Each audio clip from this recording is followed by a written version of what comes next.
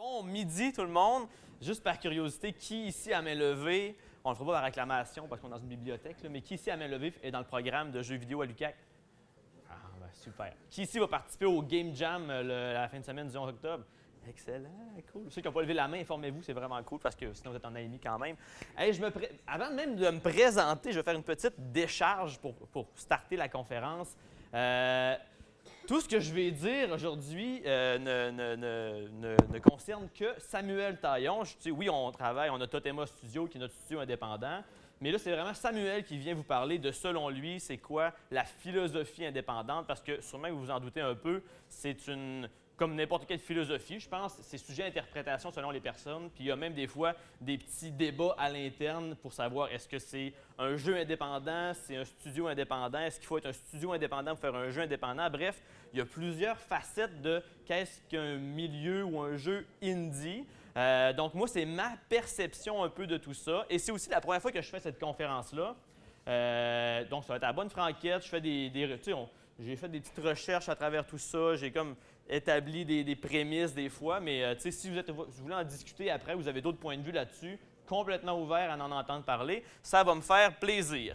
Déjà, bon, qui suis-je? Ma double vie, j'aime ça souvent dire ça avec Totema, qu'on mène une double vie, parce que chacun des membres dans Totema Studio travaille à temps plein ailleurs que dans le studio. C'est ce qu'on pourrait appeler un studio indépendant de hobby, c'est-à-dire qu'on fait ça en sideline, sans se donner d'argent non plus avec ces projets-là. Donc, ma double vie, c'est que pour arriver à mettre du pain sur la table, je travaille à temps plein 2 jours à l'UQAC pour l'Association des diplômés. Donc, je m'occupe des relations avec les diplômés, j'organise des retrouvailles, des événements comme ça. Et le soir, comme Batman, on devient quelque chose d'autre. Et je dis le soir, mais souvent, c'est des fois aussi les fins de semaine, on se prend des congés pour aller à des conventions à l'extérieur de la province ou de la région. Donc, c'est un peu ça notre double vie. Souvent, c'est drôle parce que j'ai des collègues qui ne savent pas vraiment c'est quoi que je fais au-delà après mes chiffres de travail à l'UQAC, mais il y a toute cette double vie-là qui existe. La philosophie indépendante, comme je vous le disais tout à l'heure, c'est sujet à débat. Je regardais un petit peu des subreddits, je regardais un peu de la littérature à ce sujet-là. Et bon, les gens n'arrivent pas à avoir consensus sur est-ce qu'un jeu indépendant doit être obligatoirement fait par un studio indépendant? Est-ce que être indépendant, c'est être indépendant financièrement, c'est-à-dire ne pas relever d'actionnaires ou de financiers autres que les principaux intéressés par l'entreprise? Est-ce que c'est plutôt être indépendant de champ d'action, de pouvoir faire tout ce qu'on veut? Moi, à mon avis, c'est un peu un beau mélange de tout ça. Et je crois aussi qu'il y a autant de philosophie indépendante qu'il y a de studios indépendants. C'est-à-dire qu'on se l'approprie un peu, on va le voir un peu plus dans les méthodes indépendantes pour les studios de fonctionner. Mais en tant que tel, la philosophie, c'est quelque chose d'assez malléable, d'assez flou même. Il faut dire que c'est assez nouveau. Mais il y en a des reflets ailleurs que dans le milieu du studio indépendant, du jeu vidéo, on pourrait dire.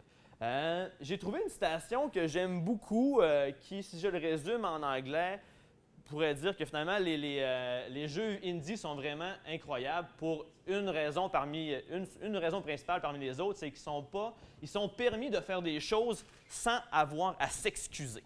Puis ça, je trouve que c'est très bien dit, c'est-à-dire ils n'ont pas à s'excuser. Selon la citation, c'est auprès de des investisseurs, c'est-à-dire ils le font de manière complètement indépendante, autonome, avec une espèce de volonté qui est propre au studio et qui n'est pas teintée ou orientée, on pourrait dire, par une direction artistique d'un autre grand joueur ou des actionnaires. C'est vraiment propre aux membres même du studio. Ça vient d'une citation de Casey Chewie, je ne sais pas que je ne l'avais pas encore dit dans ma bouche, ce nom, Casey Chewie, qui est level designer dans un studio au Nouveau-Brunswick qui s'appelle Electronic Superjoy. Donc, bref, pour le simplifier, cette phrase-là, je trouvais que j'avais envie de le remettre dans mes mots un peu pour me l'approprier un peu. Et c'était bref, finalement, c'est en faire un peu qu'à sa tête, mais en assumer les conséquences aussi. C'est pas en faire qu'à sa tête puis faire des trucs dangereux, risqués, qui vont mettre mal à l'aise les autres. C'est en le faire, mais en se disant savoir ces conséquences-là et je suis prêt à vivre avec ces conséquences-là. J'ai un parallèle que j'aime beaucoup entre le milieu du jeu vidéo, parce que c'est bien beau ça, mais comment ça s'applique dans la réalité, en faire qu'à sa tête puis assumer les conséquences. Et je trouve que la scène indie en termes de jeux vidéo, s'apparente beaucoup aux microbrasseries, aux microdistilleries qu'on voit éclore de plus en plus avec le temps.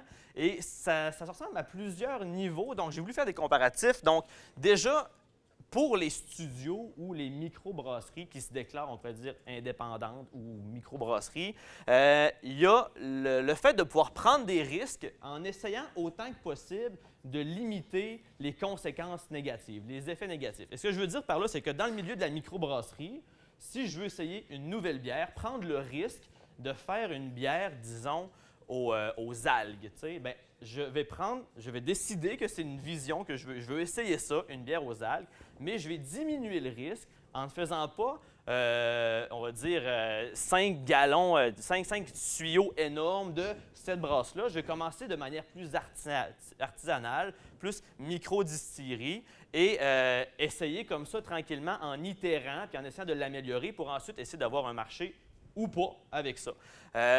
Ensuite, je pense, un autre truc, je crois, qui identifie ou qui est propre aux studios indépendants et aux microbrasseries, c'est la volonté et ce désir-là de vouloir faire différent de ce qui existe déjà sur le marché. Il n'y a pas une microbrasserie qui va se dire « je vais me faire une bière, elle va goûter pareil comme de la Coors Light ». C'est mon but, moi, en tant que microdistillerie. Personne, les gens ont envie d'être un peu des aventuriers, des explorateurs à la recherche de une espèce de nouvelle recette qui serait vraiment cool, un peu comme s'il existerait la bière ultime ou le jeu ultime, je dirais, dans leur catégorie. Et là, le but, c'est d'expérimenter puis essayer d'y en approcher autant que faire se peut. Ensuite, je pense qu'il y a une volonté qui est aussi partagée par les studios indie et les microbrasseries, et c'est la volonté de faire un produit d'abord et avant tout pour soi-même. C'est-à-dire, oui, par la suite, dans la commercialisation, on s'attarde à des clientèles cibles, on s'attaque à des personas, tout ce que le marketing nous apprend. Mais je pense qu'au milieu d'un studio indie puis d'une microbrasserie, les gens veulent faire un produit pour eux-mêmes. Ils ont envie de goûter une bière, ça goûterait quoi si on rajouterait justement du chocolat, des algues puis des noisettes. Hey, on l'essaye dessus, on va voir ça donne quoi. Ils ont envie de l'essayer pour eux-mêmes. Puis encore là, après ça, s'ils se rendent compte que ça fait écho auprès d'une certaine clientèle, ou pas, ils peuvent décider de la commercialiser par la suite. Et aussi, je crois que, parce que sinon, les gens pourraient décider d'être des microbrasseries ou des studios indépendants, mais de le faire que pour eux-mêmes et de jouer à des jeux. Bien, les jeux qui vont être créés, c'est qu'eux qui jouent. Mais je crois que dans la microbrasserie et dans la et les studios indépendants, il y a cette volonté-là aussi de créer quelque chose et de le faire découvrir à d'autres personnes, de partager un peu cette expérience-là. Et vraiment, je trouve que le parallèle entre les deux se rejoint parfaitement. Ça, c'est pour ce qui est des studios, mais aussi auprès des consommateurs, autant des microdistilleries que des jeux vidéo indépendants. Je trouve qu'il y a des similitudes, c'est-à-dire que les gens sont prêts à risquer de ne pas aimer ça. Les gens, ils se disent... Puis, ce que je veux dire par là, c'est que c'est rare qu'une personne va acheter une caisse de 24 d'une nouvelle bière de microbrasserie qu'il n'a jamais goûté avant. Donc, ils assument que c'est un risque de goûter à une nouvelle bière de microbrasserie. Donc, souvent, ça s'achète à l'unité. Et comme ça, il est capable de dire « Ah, j'ai plus ou moins aimé ça ». Et je crois que dans le milieu du jeu vidéo indépendant, les gens aussi, ils acceptent qu'ils soient déçus par un jeu à un certain niveau parce qu'ils se disent « C'était une scène indépendante, on retrouve de tout dans ce milieu-là. Donc, ça ne me dérange pas d'avoir payé 15, 20, 30 $ pour un jeu indépendant. Ça fait partie de mon sens, moi, d'explorateur de ce que sont les jeux vidéo indépendants.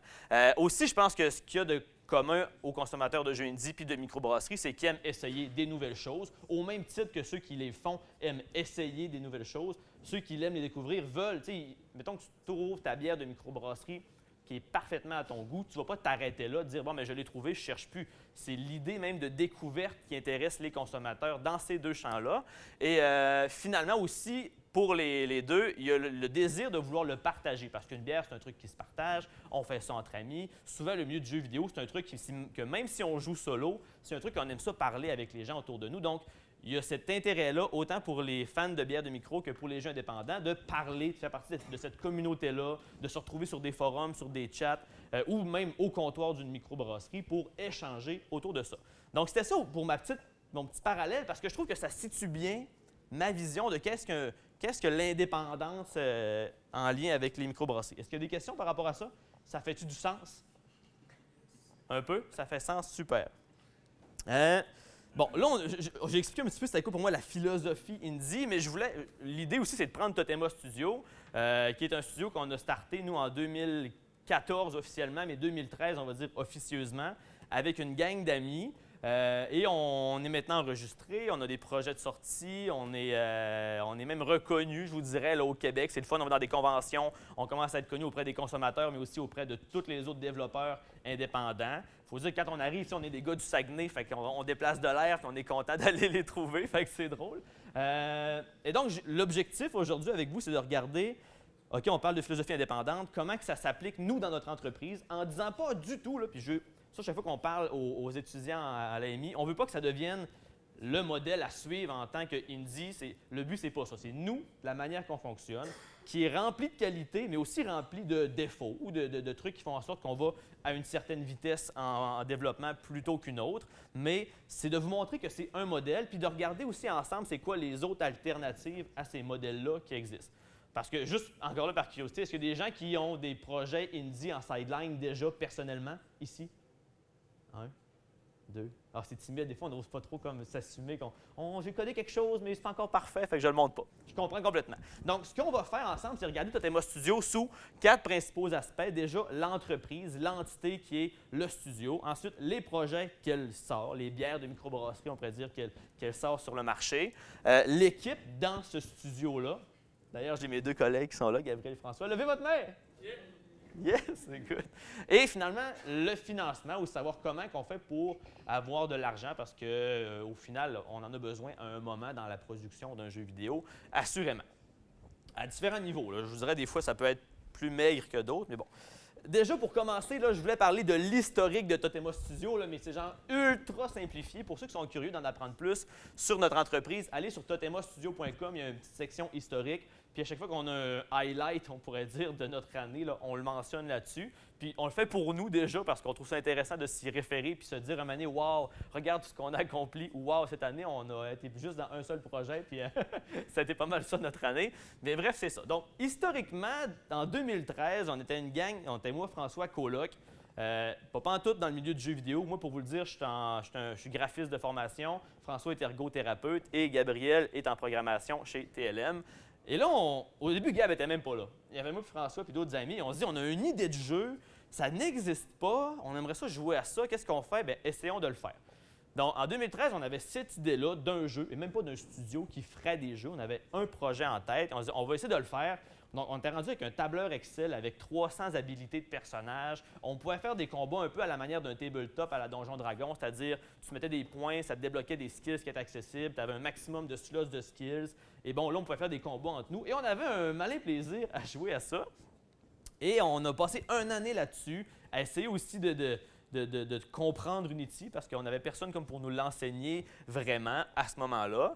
Et finalement, c'est là que Gabriel, autour de ce projet-là, est embarqué dans le projet. Il nous a dit, les gars, c'est vraiment cool comme projet, mais comme premier jeu indie, de des gars qui ne sortent pas d'une grande industrie comme on voit souvent dans le milieu des studios indépendants. Souvent, c'est des gens qui ont passé 5, 10, 15 ans chez Ubisoft, chez Frima. Moi, j'ai des exemples de Québec beaucoup, là.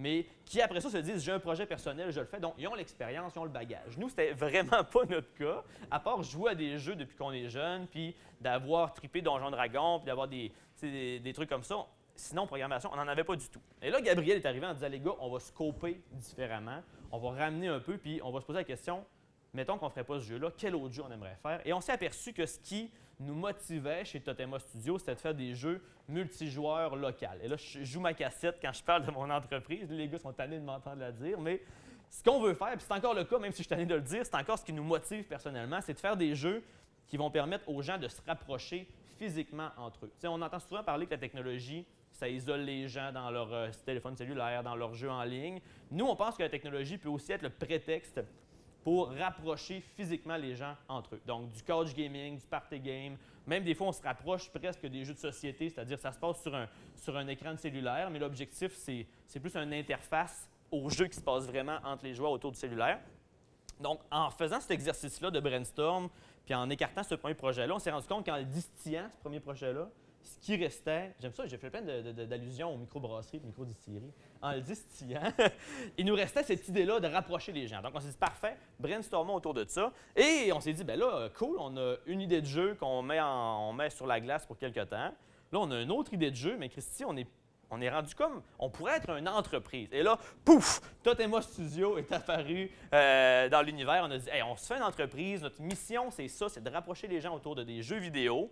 Et là, on a fait un plan d'affaires avec le Centre d'entrepreneuriat et d'essaimage de l'UQAC en leur disant, ça, c'est notre plan d'affaires, c'est comme ça qu'on veut fonctionner. Et on a gagné un prix. Et ça a aussi officialisé le fait que maintenant, on est une entreprise. Donc, on se crée une page Facebook, un site web, des cartes d'affaires. On participait à des concours. Donc, je vous dirais, 2013, c'était l'année du premier projet. 2014, ça a vraiment été l'année où on a brainstormé, on a commencé à travailler sur le premier projet qu'on voulait sortir et qu'on a aussi mis les bases de ce qu'était notre entreprise Totema Studio. Ensuite, de 2015 à 2016, ça a été l'année, je dirais, beaucoup des concours puis de l'exposure. On sortait du placard, on participait à des concours. On a participé à une espèce de truc télévisé avec, je ne sais pas si vous le connaissez, mais voyons, son nom ne me revient pas. Alexandre Taillefer. Alexandre Taillefer, qui est un dragon de l'émission qui cherche à investir dans des projets, mais c'est comme un projet parallèle qu'il faisait. On était dans les finalistes, on a eu de l'exposure pas mal avec ça. Notre page Facebook, ça roulait bien, on avait beaucoup de monde. Et aussi, à travers tout ça, on développait le jeu Game of Thumbs, que je vais vous présenter tout à l'heure, parce que je sais que vous êtes intéressés de voir des projets aussi un peu à travers ça. Fait que j'ai une partie plus sur les projets. Donc, 2015 à 2016, on travaille sur Game of Thumbs, on participe à des concours et on sort Game of Thumbs le 40 novembre 2016. Parce qu'au début, on voulait sortir avant le 30 novembre, mais on n'a pas été capable. Fait qu'on est sorti le 10 décembre, qu'on a aussi appelé le 40 novembre. Fait qu'on était correct qu'on restait en novembre. Ça, c'est indie pas mal là, comme philosophie. On change les dates du calendrier, ça va passer. Personne ne va s'en rendre compte. Et donc, là, on sort le jeu. On a un succès, on va dire, moyen. Côté distribution, on a à peu près 1200-1500 downloads du jeu. Je vous présenterai un peu la capsule tantôt, mais au final, la formule économique ou de rentabilité de ce projet-là, c'était avec de la publicité intégrée dans le jeu.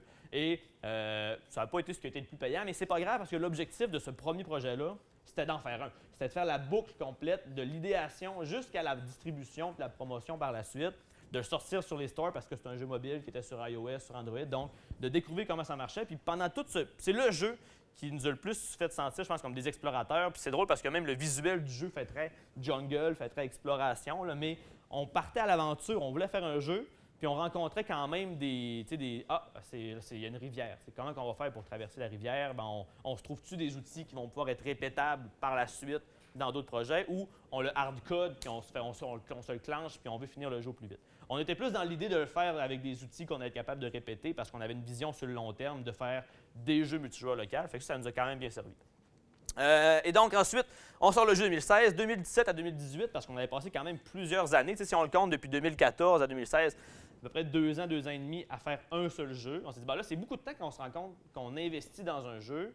Fait que les prochains, on va vraiment s'assurer que c'est le bon projet qu'on veut porter, on veut mener à terme. Donc, 2017-2018, ça a été l'année des prototypes. Donc, on a fait plein de prototypes de jeux, entre autres avec les Game Jam.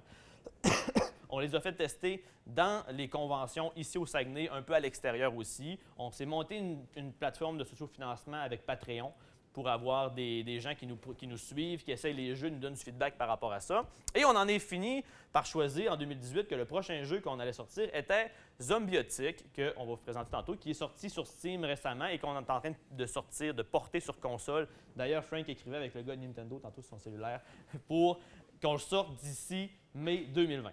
C'est le but. On le dit, c'est comme un gros commitment, mais on l'a dit quand même pas mal. Frank fait comment? Comment tu dis?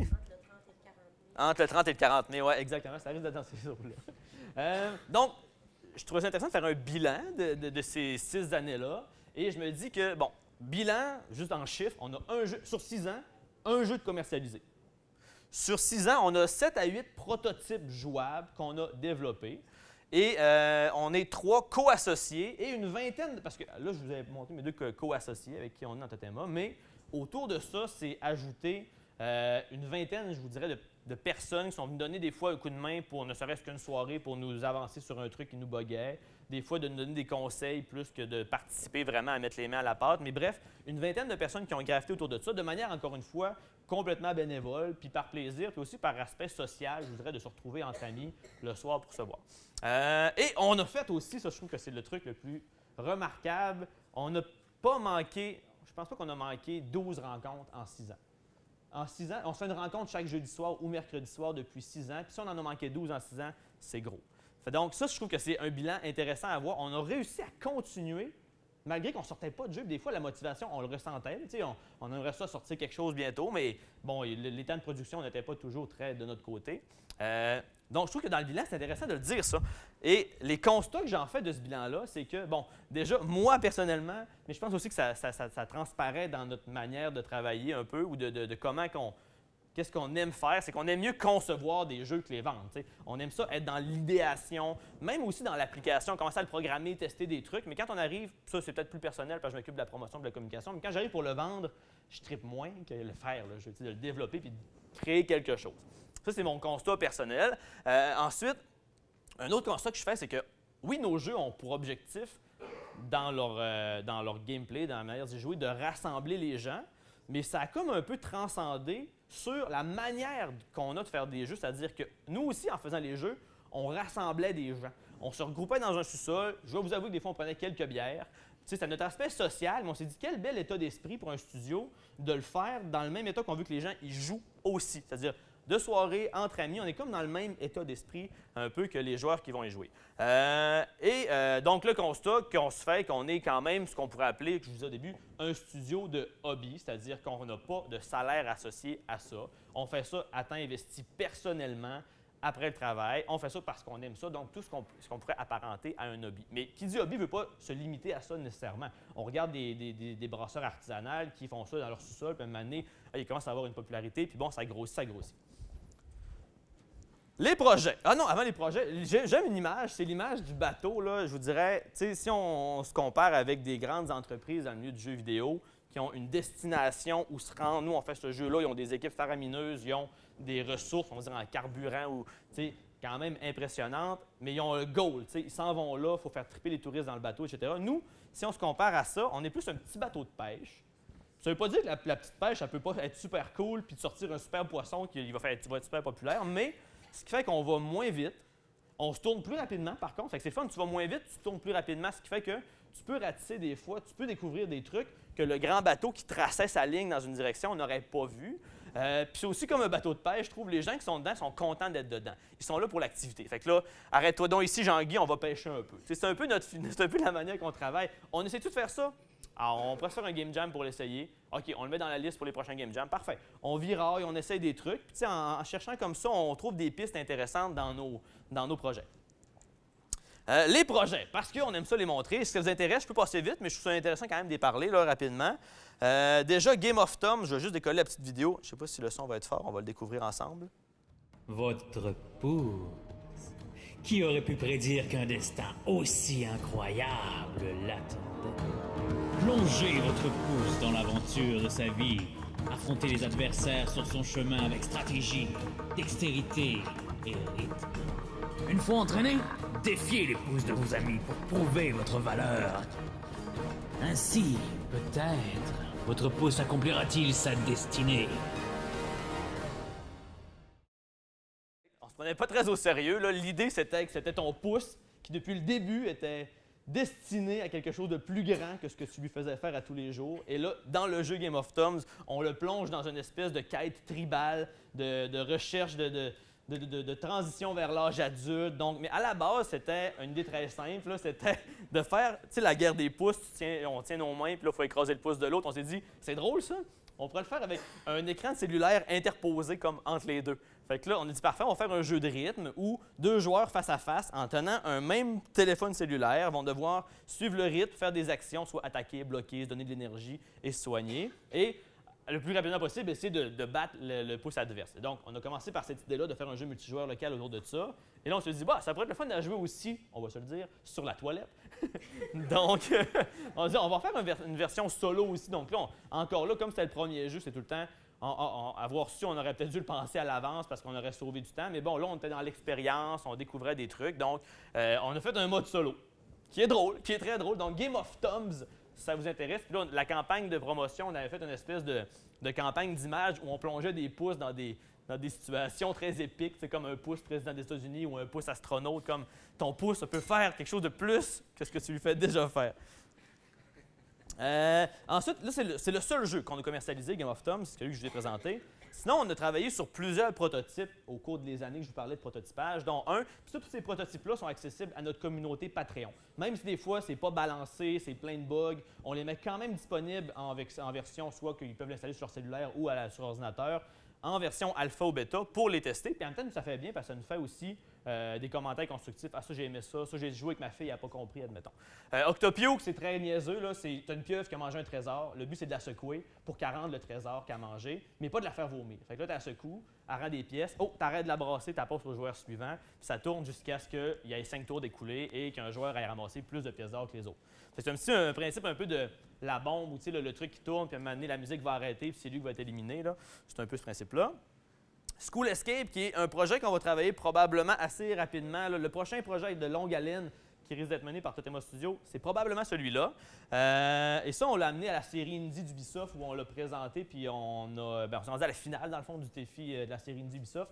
Rapidement, c'est quoi? C'est un beat'em all mélangé avec un RPG où les archétypes habituels des jeux de rôle, le tank, le healer, le DPS, bien, on en a fait plutôt des stéréotypes de l'école secondaire. Donc, tu es dans une école secondaire qui a été envahie par des extraterrestres, et là, le joueur de football, c'est le tank, le punk, c'est le DPS, la présidente de classe, c'est la healer, puis il y a plein de rôles hybrides. Donc là, on est dans le développement de ça. On a une version quand même assez complexe d'avancer. Et bref, là, c'est un peu un jeu qui parle de conformisme. L'extraterrestre, il est là un peu pour l'homogénéité de la race humaine, mais la race humaine, elle est tellement hétérogène qu'elle essaie de se débattre un peu à travers tout ça. Fait que c'est un peu ça le message.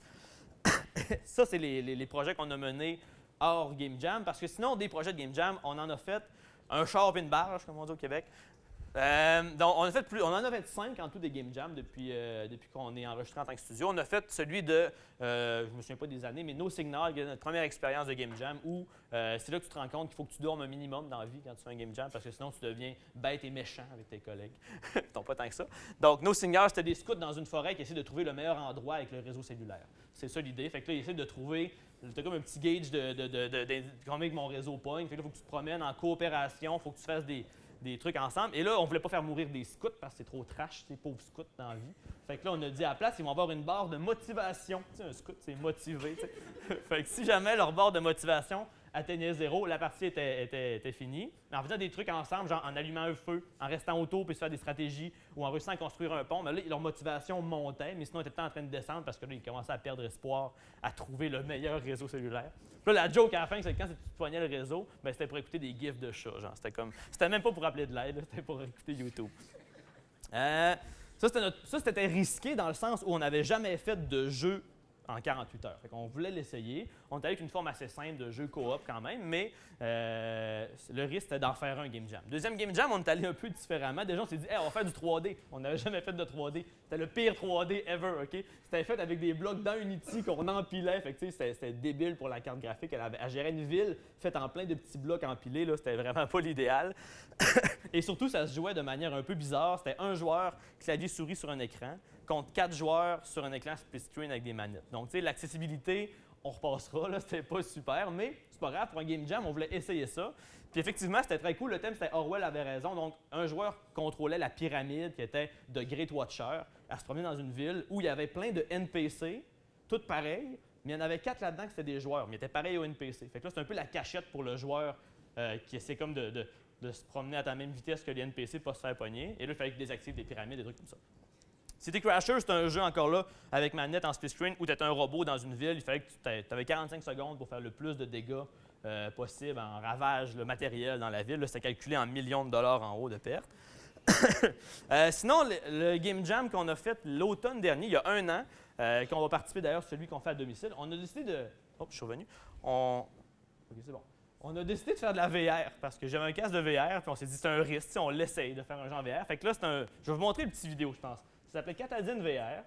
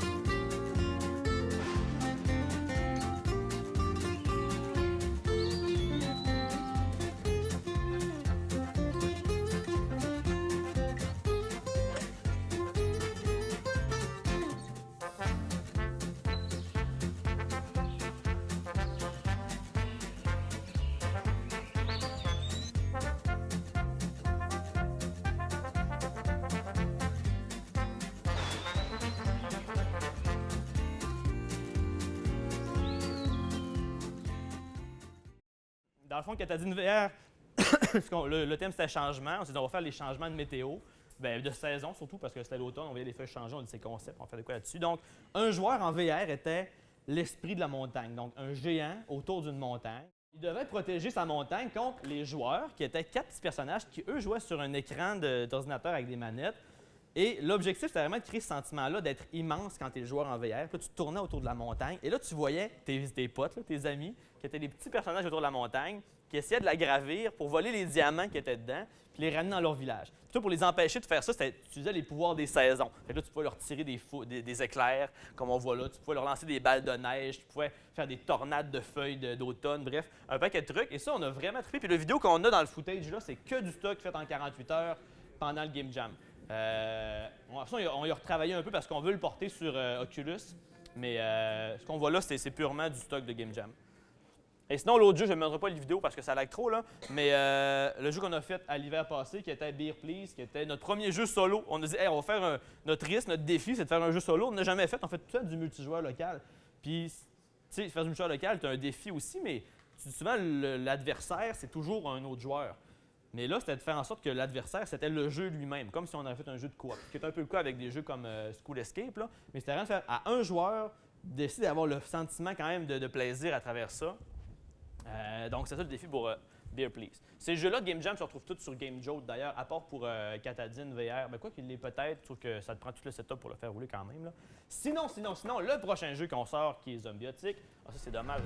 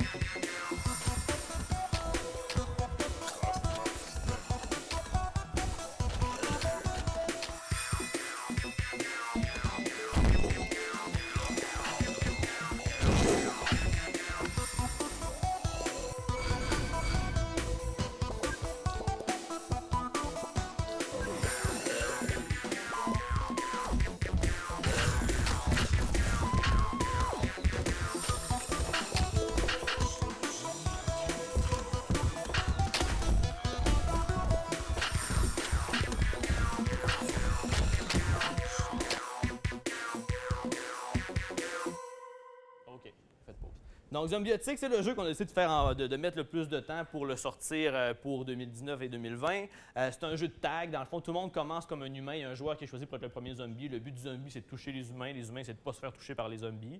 Les humains peuvent faire des barricades pour rester en vie. Et comme je vous disais au début, il n'y a pas de clientèle cible quand on commence à faire un de ces jeux-là. Ça se découvre au fur et à mesure. Mais on ne commence pas comme certains autres studios, on va dire, de grandes entreprises.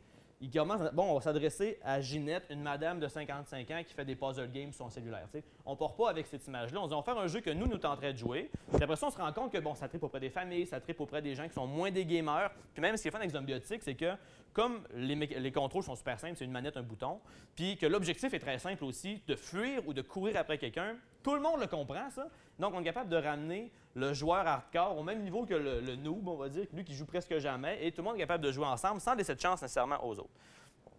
Et on a aussi, en plus de ces prototypes-là, un paquet d'autres listes d'idées qu'on aimerait ça développer un jour, mais bon, manque de temps.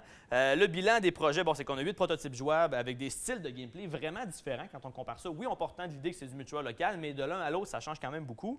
On a fait 5 Game Jam, puis on a plus de 25 documents.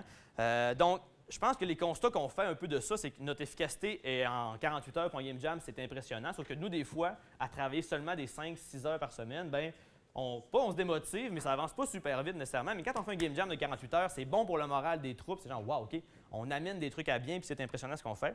Ça montre aussi à voir ces projets-là qu'on aime expérimenter des nouvelles affaires à chaque fois. On n'a pas commencé à se dire, on a fait un jeu de rythme sur cellulaire le premier, on va faire des variantes de jeux de rythme sur cellulaire par la suite. C'est pas le cas. Alors qu'il y a d'autres studios qui auraient pu, ça aurait été un choix très louable aussi, voulu se spécialiser dans un ou un autre, dans une catégorie de jeux. On est rendu avec une belle expérience, puis surtout une belle banque d'outils en tant que studio. Puis ça, c'est un conseil que je pourrais vous faire si vous voulez vous décoller une entreprise un moment donné, c'est de penser outils puis de réutilisation de ce code-là. Puis même des assets, ça pourrait être réutilisable. Puis si on veut se mettre à temps plein, on manquerait clairement pas d'ouvrage. L'équipe, je trouvais que c'était intéressant de dire que dans une équipe d'un studio indépendant, je pense qu'il y a quelque chose qui est fort, puis c'est l'interdépendance, justement. C'est drôle parce que c'est un peu un opposé, là. L'interdépendance entre les membres de l'équipe. Et là, je ne parle pas nécessairement que d'habilité technique, c'est-à-dire moi, je suis un programmeur, moi, je suis un artiste, moi, je suis un game designer. Oui, c'est sûr que c'est important d'avoir tous ces rôles-là, mais je pense qu'au-delà de ça, dans une équipe de studio indie, puis moi, c'est le constat que je fais de notre équipe, c'est que ça prend aussi des tempéraments puis des forces qui sont compatibles. Et là, François, l'autre jour, sortait l'exemple de la Triforce dans Zelda. Et je trouve que c'est... Moi, je n'ai jamais joué à Zelda dans ma vie. Honte à moi, là, je m'en excuse. Mais je sais, ça soupire, genre pauvre Sam qui fait des jeux vidéo. Puis jamais... Les gars vont m'asseoir sur une chaise et vont me faire essayer plein de jeux qui manquent à ma culture. Mais, tu sais, la Triforce de l'interconnexion entre la sagesse, le courage puis le pouvoir qui fait ce tout-là, qui est capable de surmonter tout le reste. Mais je pense que c'est un peu ces styles-là aussi qu'on a dans l'équipe. C'est que chacun assure comme un de ces rôles-là.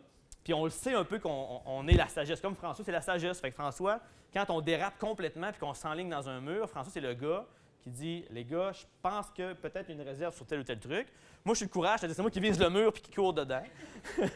Puis Gab, c'est la puissance. C'est-à-dire Gab, c'est le programmeur à travers l'équipe à la base. Fait que c'est lui qui est capable de dire techniquement non ou oui, on est capable de le faire. Mais tu sais, c'est l'ensemble de ces trois rôles-là dans l'équipe, puis de la connaissance qu'on représente pour l'autre aussi, ce rôle-là, ça fait en sorte que ça marche depuis 6 ans, puis qu'on ne se tombe pas ses nerfs, puis qu'on se pardonne, puis qu'on s'aime en tant qu'équipe.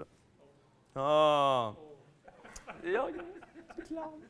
Le financement. Écoute, les modèles de financement pour les indies, il y en a plusieurs. J'en sors quelques-unes que je trouvais intéressantes.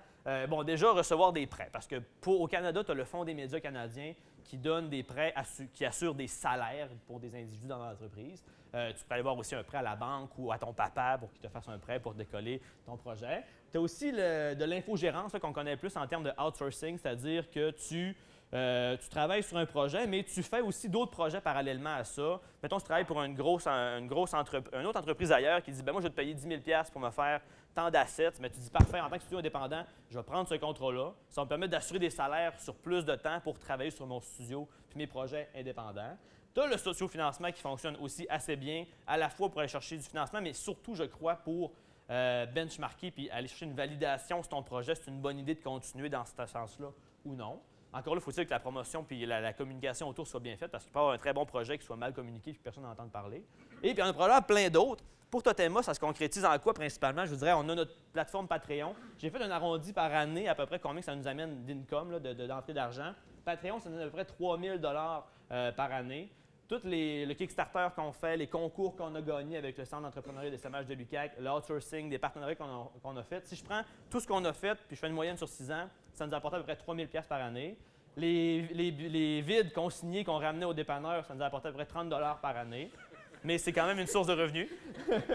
Et parce que pour moi, le financement, c'est comme je le disais tantôt, je l'ai passé vite, je pense, dans l'autre image, mais il y a aussi l'investissement de temps personnel ou d'argent. Ça, je vois comme un investissement aussi, comme du financement. Tu te finances en termes de temps dans ton entreprise et nous, c'est quand même la principale source de revenus d'entreprise, c'est-à-dire ce temps-là qu'on donne sans compter, sans s'attendre à être rémunéré non plus par la suite. En ce moment, c'est comme ça qu'on fonctionne. 100 des entrées d'argent retournent dans l'entreprise, mais on a des projets tranquillement qu'on étudie pour faire une espèce de système de repartage des gains. Il y en aurait comme 50 du projet qui resterait dans l'entreprise, l'autre qui irait pour récompenser les membres participants selon différents niveaux qui seraient choisis par l'ensemble de l'équipe finalement, là. Donc, il y a autant de modèles de studio indie qu'il y a de studio indie, je pourrais dire. Fait que cette image-là, c'est assez clair.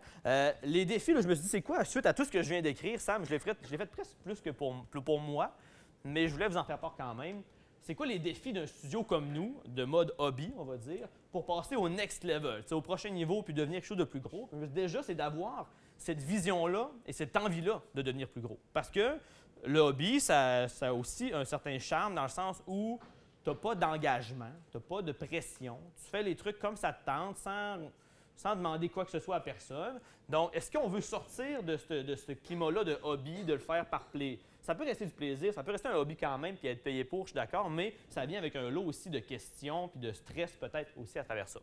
Donc, est-ce qu'on est prêt aussi à assumer le rôle d'employeur, d'engager des gens ou d'outsourcer à du monde, puis de devoir gérer des ressources humaines, puis aussi le fait que tu veux leur trouver du travail, tu veux que ça fonctionne, tu veux vendre des projets, tu veux vendre des jeux pour les garder dans ton équipe. Donc, est-ce que ça, c'est un choix qu'une entreprise indie de hobby veut décider de faire ou non? Aussi, il faut décider de prendre une grosse partie de son temps à faire de la promotion parce que c'est une grosse partie du temps et du budget qui sert à ça dans un jeu vidéo. En ce moment, nous, en tant que studio de hobby, on le fait pour nous, les gens proches, puis on l'envoie dans l'univers pour qui le veut bien. Mais si on veut assurer des salaires, tout ça, il faut commencer à se poser la question comment on le vend, puis comment on le fait connaître, puis de mettre du temps pour le faire. Ou d'avoir un publisher qui te le permet de le faire pour toi, mais là, tu renonce à une partie des profits pour lui laisser faire la promotion. Mais ce qui peut être un choix tout à fait intéressant quand même. Et aussi, pour un studio hobby, c'est de continuer de faire des choix dans son gameplay, dans son jeu, qui sont axés sur le fun du jeu et non sur son potentiel de marcher, de le marchander, de le rendre payant, puis de le rendre addictif, puis de le rendre avec des microtransactions. Ça peut être les deux, je ne dis pas que les deux sont incompatibles, mais il faut quand même, si tu veux garder cette idée de hobby-là, puis cette idée indie-là, mais garder le fun, que tes décisions soient basées sur le plaisir de ton jeu d'abord et avant tout, puis de voir comment après ça, le rendre rentable peut s'ajouter quand même à travers ça. Je crois que j'ai fini là-dessus. Hey! Le temps, 45. Si vous avez des questions, ça me fait plaisir d'y répondre. J'ai des collègues aussi qui sont là, qui sont peut-être intéressés à donner leur avis, parce que comme je vous disais, là, c'est ma vision mon constat très personnel de c'est quoi la philosophie indie pour moi puis dans mon studio. Mais je peux prendre des questions? Oui, vas-y, allez.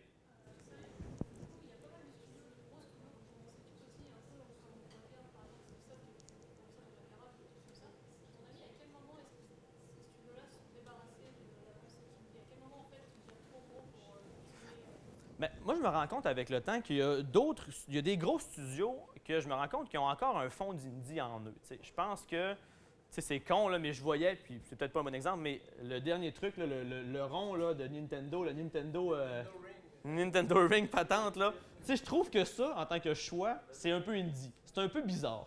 C'est risqué, ça va-tu fonctionner? C'est pas une manette standard. Donc, je trouve qu'il y a des décisions qui sonnent un peu indie, mais je pense que finalement, ce qui fait que c'est indie ou pas, c'est ton financement, il vient d'où? Si tu as des actionnaires que eux, veux pas, c'est une game, c'est genre dans les trucs très philosophiques, là, mais l'argent implique des comportements et des attentes de des gens. Donc, si les attentes des gens, c'est plus seulement ceux dans le studio qui les ont, mais c'est du monde qui ne sont pas tout dans le milieu du jeu vidéo, mais qui ont ces attentes-là, bien là, je pense que le pouvoir se déplace un peu, puis c'est un peu là. Mais tu sais, tu as des studios qui font des super projets. Puis il y a aussi, comme les micro-distilleries, on l'a vu avec, je ne sais pas si vous êtes full au courant, là, mais ici au Québec, tu avais la microbrasserie Archibald qui aurait été rachetée par Labatt.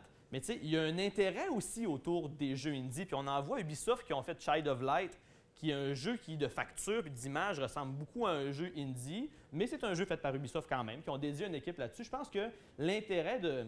Le marché est là, les gens s'intéressent à ça. Comme quand on commence à prendre de la bière, au début, on prend de la bière, on va dire cheap, là, puis qu'on commence avec ça, mais plus ça va, plus nos papilles se développent, plus notre curiosité se développe, puis on veut aller vers ça. Donc, les gros studios ne sont pas caves, ils savent qu'il y a un marché qui va vers ça, puis il y a de l'argent à faire. Donc, ils veulent pas copier parce que, tu sais, ça reste une philosophie, donc ils peuvent se l'imposer un peu, mais est-ce que ça en est une vraie qui se fait de manière complètement déchargée de toute contrainte financière ou de pouvoir? Moins, c'est sûr que c'est moins.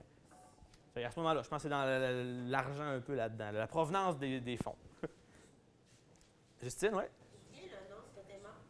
Totema Studio, ça c'est un brainstorm d'équipe, encore une fois, au début. On aimait l'idée du feu de camp au départ, l'idée qu'un feu de camp, ça rassemble les gens autour pour faire des activités. Puis des fois, on s'inspire, comme Katadine, on s'inspire beaucoup des fois des légendes des Premières Nations ou de ce visuel-là. On trouve que c'est riche en légendes, que c'est riche en histoire. On s'en inspire, là, on ne veut pas faire des trucs historiques ou nécessairement éducatifs non plus, mais on s'en inspire. Et le totem, on trouvait que c'était, dans l'imaginaire, c'était un point de rencontre. C'était là pour baliser des fois les territoires. Ils se rencontraient pour faire de la traite autour de ces lieux-là. Donc, il y avait cet aspect-là de rassembler les gens autour de quelque chose qui nous appelait beaucoup. Et là, on dit Totema parce que ça sonne bien, c'est dans aucune langue, puis ça percute, ça se dit bien. Totem est comme Totema avec un A. Oui? Oui. C'est quand tu sais, mettons, que tu es prêt à faire ton Kickstarter quand tu startes ton jeu, que tu sais que bon, moi, je peux faire mon Kickstarter parce que j'ai ça pour. C'est une bonne question. Puis moi, je pense qu'il y a deux. Tu sais, faire de Kickstarter, mettons que j'en ferai un autre, là, il y a deux moments où je pense que tu le fais. Au début, pour benchmarker, pour savoir je le fais-tu ou je le fais pas. Fait que tu n'as pas vraiment. Tu as le gameplay de penser, tu as quelques assets pour rendre ça attirant, c'est sûr, là, mais le but, c'est de dire j'ai besoin de temps parce qu'il n'y a rien de fait. Puis, il faut que je me paye un salaire sur tant de temps pour travailler là-dessus temps plein. Si je réussis à le faire, il devrait sortir en telle année. Puis, si j'atteins plus, je suis capable d'engager du monde pour arriver à ça, ça, ça. Donc, premier niveau, je pense, ce serait de faire en titre d'études de marché. Deuxième niveau, je pense que c'est, nous, avec Zombiotic, on a fait un Kickstarter, on a cherché 6 000 $, on était bien contents. On est allé de manière très réaliste, on s'est dit, il faut qu'on achète des dev kits, des consoles de développement sur Xbox, Nintendo, PlayStation. Et ça nous coûtait, grosso modo, à peu près 5 000 $, plus une convention pour aller à Boston, pour aller présenter et rencontrer Nintendo. Donc, on a dit, on aurait besoin de 5 000 $ pour l'année sur console. Donc, on s'est dit, l'objectif, c'était pas Zombiotic, c'était amener Zombiotic sur console. Donc, c'est comme faire, on veut faire une expansion à ce jeu-là, on veut le pousser plus loin. Fait qu'à ce moment-là, tu peux le faire, à mon sens. Puis, comme de raison, ça a bien fonctionné. On a atteint 6 000 puis on visait 5 000. Ça nous a permis, effectivement, de pouvoir acheter les dev kits qu'on est en train de tester pour fonctionner puis de faire du démarchage avec Nintendo encore une fois. Fait que moi, c'est personnel encore là. C'est mon avis à moi. Moi, je verrais ces deux fenêtres-là d'action dans le but de faire un Kickstarter. Pour le projet au début, en test pour valider ou après pour rajouter du stock puis essayer de financer peut-être même un peu le temps que tu as mis avant. Tu sais. Qui sait? Ouais, vas-y. Moi, je suis la directrice de la bibliothèque, je suis Nathalie. Je voulais simplement te remercier. On apprécie beaucoup avoir cette nouvelle activité-là à la bibliothèque. Je ne veux pas vous empêcher de continuer à discuter. Je veux juste laisser ceux qui ont des courses C'est bien parfait. avoir le temps d'y aller. Puis vous annoncer également que, d'abord, merci beaucoup Samuel. De rien. Puis on vous attend encore le 23 octobre. On va avoir une discussion sur l'économie dans les jeux sur appareil mobile. Donc, on va être là.